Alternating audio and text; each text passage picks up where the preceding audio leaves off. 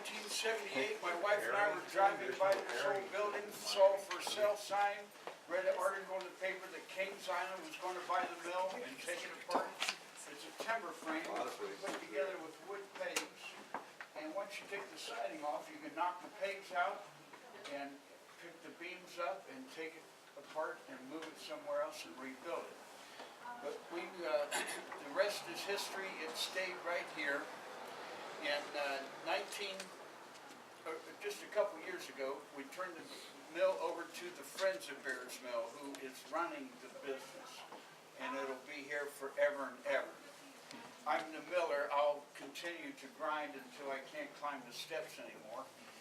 But when we were cleaning the mill, right behind the board, we found this gun.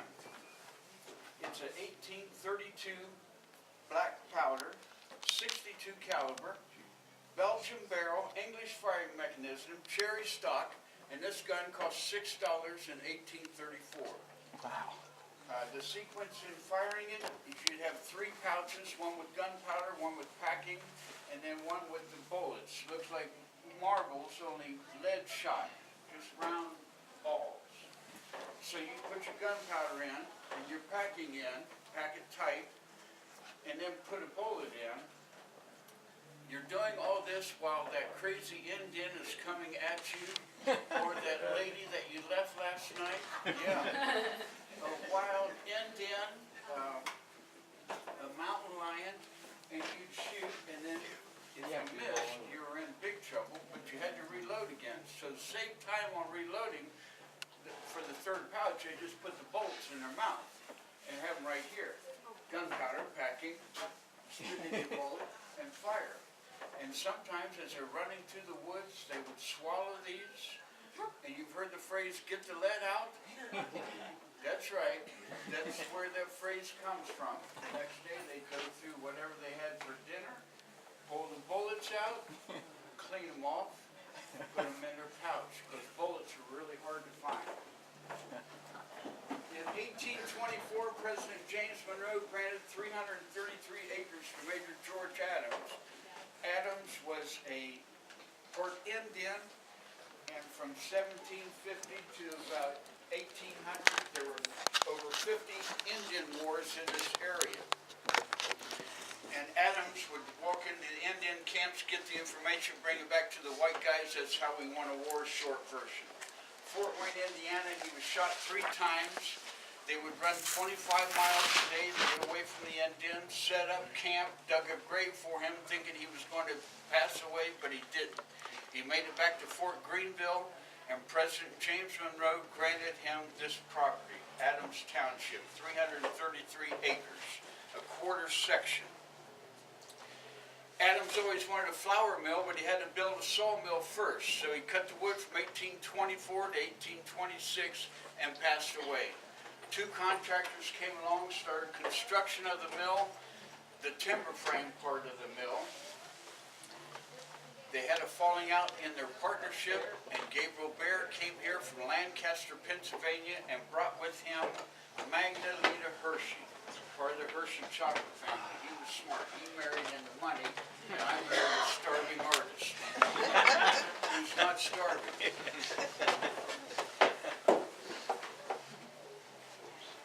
Gabriel Bear had black walnut siding put on the mill and heard about the French burr stone, B-U-H-R, just the name of a rock like granite, sandstone, marble.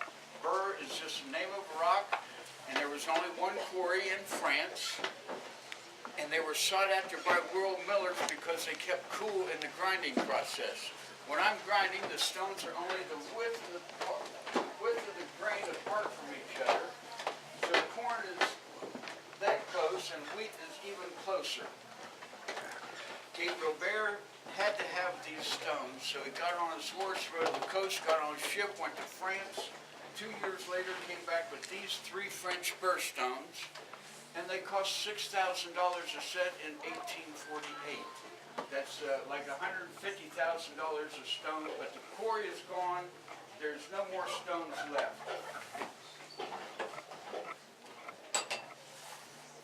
Our mill race, our supply of water out here, and I control how much water is in that canal. but it is 10 feet deep, 25 feet across, 800 feet long, hand dug by school kids, 50 cents a day, 1847 and 48. We have a dam underneath the mill. It's 10 feet tall because the water's 10 feet tall. And we have two turbines that sit 10 feet underwater. This is the top of that turbine, and when I turn that wheel, this is the inside runner of a turbine. They're about this big across, this model. When I turn that wheel, it opens up gates on the side of the turbine. 10 feet of water falling down, the pressure starts this blade in motion, and then the cups on the bottom just like a jet engine. These were put in 1862 and 1870. We go through about 1 million gallons of water in 8 hours, so as long as Greenville keeps flushing that toilet, we'll have plenty of water. This knob is connected to that wheel that I turn, and it's connected to this gear system. So when I turn that, all these link rods pull in or push out, and they open up the gates on the side of the turbine. This is that runner that I showed you. That runner is inside of here. Here's a cross-section of it. The gate's right there. We're standing up here. This is 10 feet deep. Here's our dam. The dam is suspended. I open up the gates on the side of the turbine. Water pressure falls down, expels out, and gives us our power. When we have high water, water backs up on the back side of the mill, the dam, it raises, the water can't get away. You lose that fall, that head, and you have less power. You would think it'd be the other way around, but it's not. So on the quiz. Yeah. Quiz for adults. Get the lead out, keep your nose to the grindstone. Automatically going to be on there. If I have trouble with anybody upstairs, 10, 25, 800. Length, width, and depth of the mill race. Bottom stone stationary, top stone turns. This lever right here raises and lowers the burst stone. So if I want to do cracked wheat, I raise it up a little higher, send it through a little faster. Unbleached white buckwheat, I try to grind it as fine as I can get it,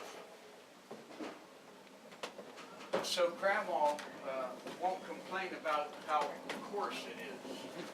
It takes a few minutes to get it fired up. My RPM, 1848 to 1884, they used the burr stones. There were so many people coming to America, the stones couldn't keep up with the masses of people, and they needed to grind twice as much, so they invented the roller mills. These three machines right here. Steel cutters, rollers, roll like this. There's two sets in each machine. The grain goes in between the rollers and it's crushed. Pillsbury. What kind of RPM does those mill wheels turn?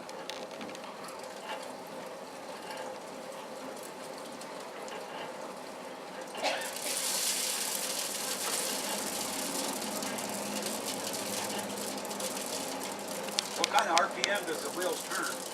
It'll be 1200. All this information that you need to know is on that board over there. And I was going to go look, but I'm supposed to know that stuff, so I just made that up. That sounds pretty fast. Yeah. There's a little sinkhole, they call it a sinkhole.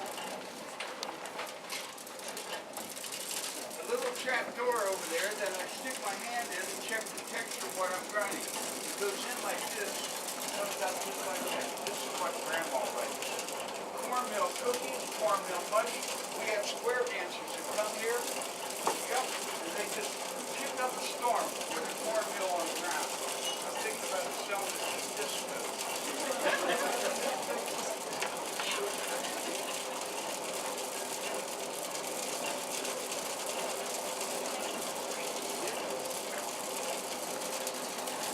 Goes in like that, comes out just like that. Yellow cornmeal. 5,000 pounds in 8 hours. 1848 to 1884, they used this. Pillsbury put most of your mills out of business with the roller mills, but this mill decided to buy and discontinue this.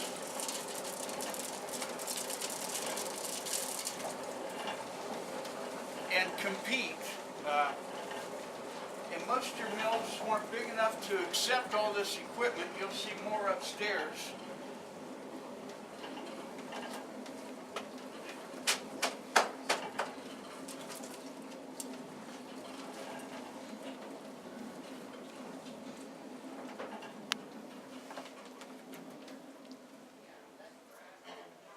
All right.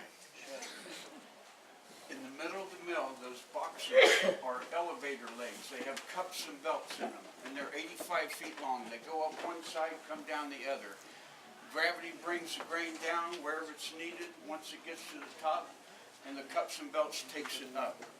The roller mills, the grain would start in the first machine front, into the back of the first machine, into the second machine, into the back of the second machine, up and down, up and down. Steel to steel automatically overheats and kills all your vitamins and minerals. This half of this group walk right around. We're going to meet you over in this corner. And this half